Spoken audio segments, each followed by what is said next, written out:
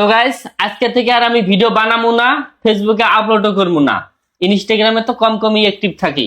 তো গাইস আগে আমি পরিচয় করে দেই যে এটা হলো বাইদ, আঙ্গের রুমের বগলেই থাকে। তো বাইদ আসলে আজকে আর ভিডিও বানাবেন নিগে আঙ্গের সাথে।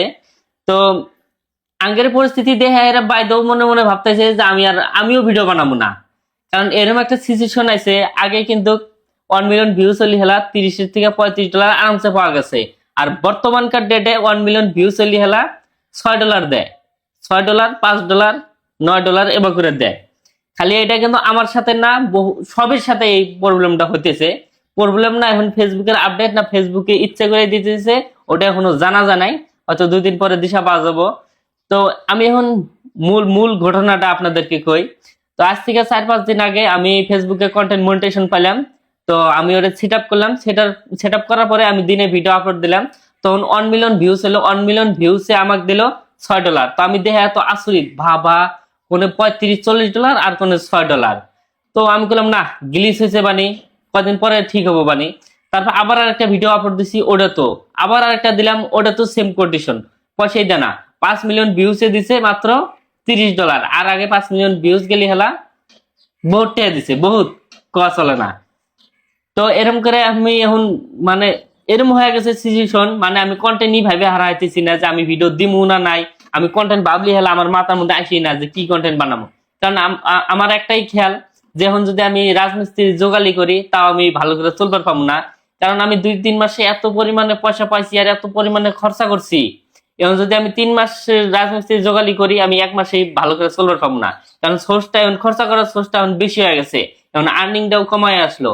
এখন জানি না ফেসবুক কোম্পানির থেকে এই আপডেটটা কতদিন রাখবো, বা পয়সা বাড়ায় দেবো না কমায় দেবো, বা এরমই রাখবো।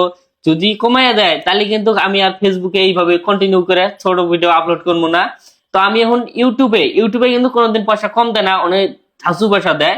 তো আপনারা যদি আমার ভিডিও ভালো লাগে, আমি এখন সিদ্ধান্ত নিছি, তুমি কি কও ইউটিউবের ভিডিও বানাবো?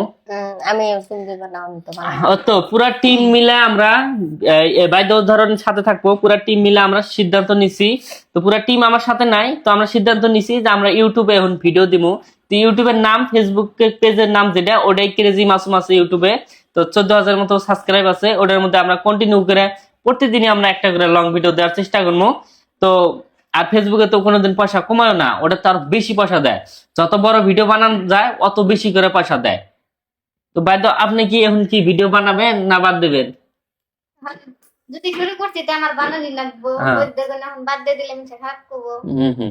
আরেকটা কথা হলো কি, কিছুদিন আগে, আজ থেকে 2-3 বছর আগে, 5 বছর আগে ধরেন যে ফেসবুকে 1 লাখ ভিউসে $10 থেকে $15 দিছে লং ভিডিওতে। আর 2 বছর আগে লং ভিডিওতে 1.5 লাখ ভিউসে $1 দিছে। তারপরে কি হলো, রিলস এর মধ্যে প্রচুর পরিমাণে পয়সা দেওয়া ধরলো। তো এখন রিলস এর মধ্যেও কমায় দিছে, হয়তো কিবা একটা আপডেট নিয়ে আসতেছে, হয়তো বেশি করে দিবার পায়, নাই তো আবার বড় ভিডিওর মধ্যে টেহা দেওয়া ধরবো।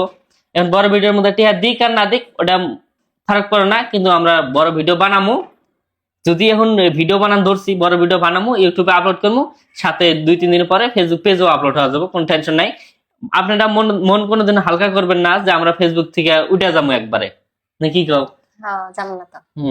তো গাইস, আপনারা কেউ মন খারাপ করবেন না, আমরা আপনাদেরকে আবারও হাসাবেন নিয়ে চেষ্টা করবো, এখন আরো বেশি করে হাসামো। তো ভালো থাকুন, সুস্থ থাকুন, আমার জন্য দোয়া করেন। খোদা হাফেজ।